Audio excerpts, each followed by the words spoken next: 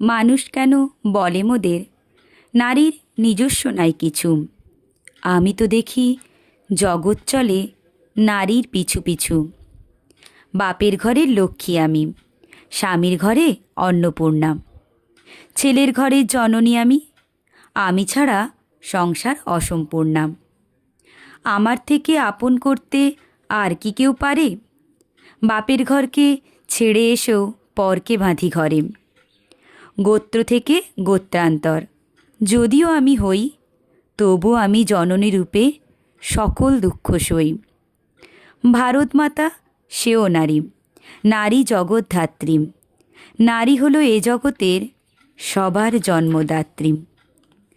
পুরুষতান্ত্রিক সমাজ তাই পুরুষকে বড় করে। জেনে রেখো সেই পুরুষকেই নারী গর্ভে ধারণ করে। মহাকাল আমার পদতলে শায়িত চিরকাল, আমি ছাড়া জগৎ সংসার সবই হবে অচল।